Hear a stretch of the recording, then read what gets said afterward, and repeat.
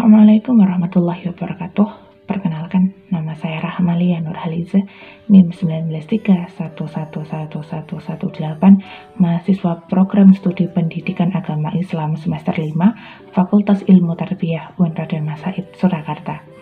Di dalam video ini, saya akan membahas mengenai penelitian kepustakaan, salah satu yang banyak digunakan dalam penelitian. Di sini saya akan membahas macam-macam ciri-ciri dan tips menulis penelitian kepustakaan. Sebelum itu, saya akan membahas mengenai apa sih penelitian kepustakaan itu. Penelitian kepustakaan atau library research yaitu penelitian yang pengumpulan datanya dilakukan dengan menghimpun data dari berbagai literatur. Literatur yang diteliti tidak hanya terbatas pada buku-buku saja, tetapi juga berupa bahan-bahan dokumentasi, majalah, jurnal, dan surat kabar.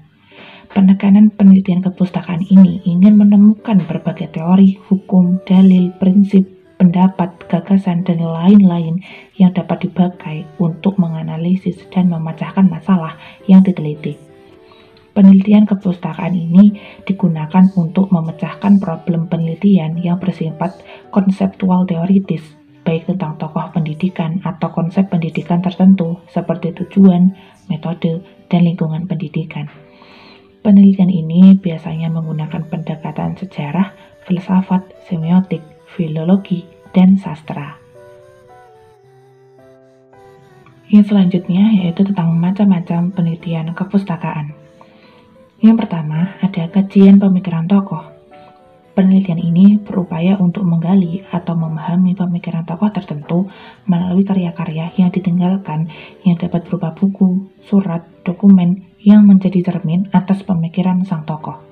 Tapi, jika sang tokoh tidak meninggalkan apapun, maka untuk mendapatkan data penelitian, kita harus melibatkan berbagai pihak yang terkait dengan penelitian.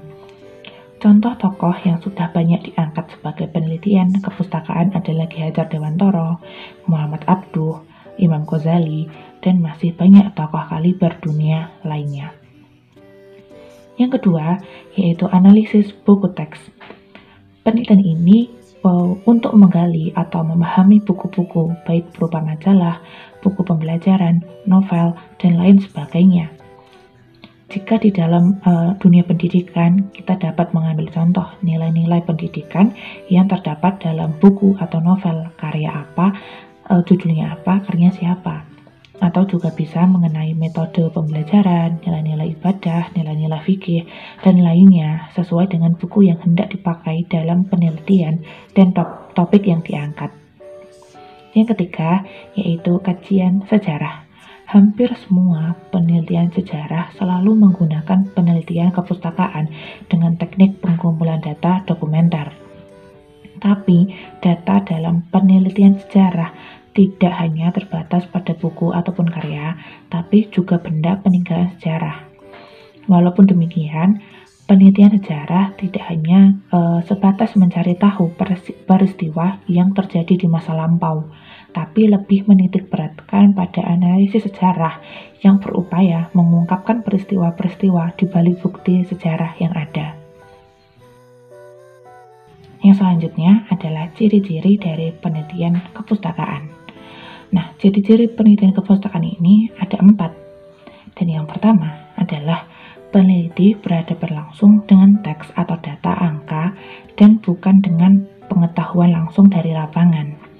Yang kedua adalah data pustaka itu bersifat siap pakai, jadi peneliti tidak perlu kemana-mana kecuali hanya berhadapan langsung dengan bahan sumber yang sudah tersedia di perpustakaan atau kepemilikan sendiri.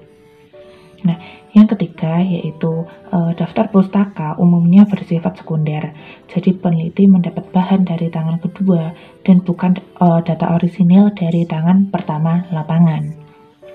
Nah, yang keempat adalah kondisi data pustaka tidak dibatasi ruang dan waktu.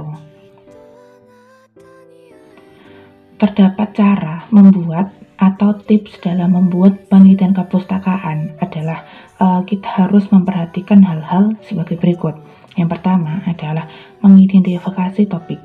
Jika belum memiliki topik, kita bisa menyatakan ide topik penelitian sebagai pertanyaan. Misalnya, apa saja nilai ibadah di dalam novel Ketika Tuhan Jatuh Cinta karya Wahyu Sujani?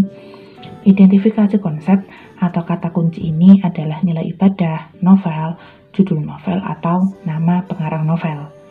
Yang kedua yaitu menemukan konteks dan informasi latar belakang. Setelah kita mengidentifikasi topik dan beberapa kata kunci yang menggambarkan, maka kita mencari dan membaca artikel dalam ensiklopedia, kamus, dan buku pegangan. Tujuannya adalah dapat membantu dalam memahami konteks secara historis, budaya, disiplin, topik yang dipilih.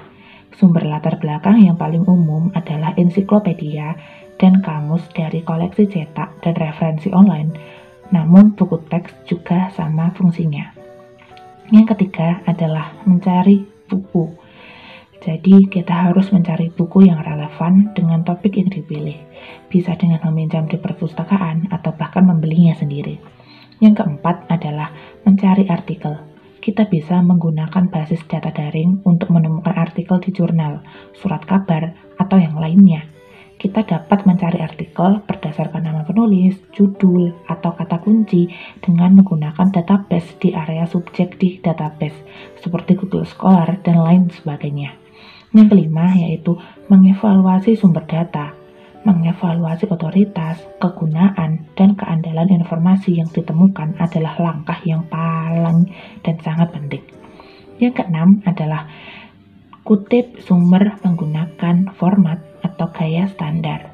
Mengutip atau mendokumentasikan sumber yang digunakan dalam penelitian memiliki dua tujuan, memberikan kredit yang layak kepada penulis referensi dan memungkinkan mereka yang membaca karya kita untuk belajar lebih banyak dengan membaca sumber yang kita cantumkan sebagai referensi. Pengutipan sumber setiap universitas memiliki perbedaan. Ada yang menggunakan footnote dan ada yang menggunakan body note.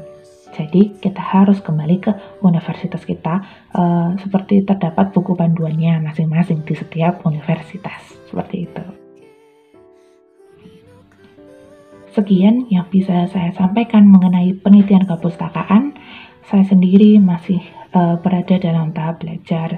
Jika terdapat kesalahan, mohon dikoreksi dan dimaafkan. Dan saya sangat senang jika apa yang saya sampaikan bisa diambil ilmunya. Terima kasih, semoga bermanfaat. Wassalamualaikum warahmatullahi wabarakatuh.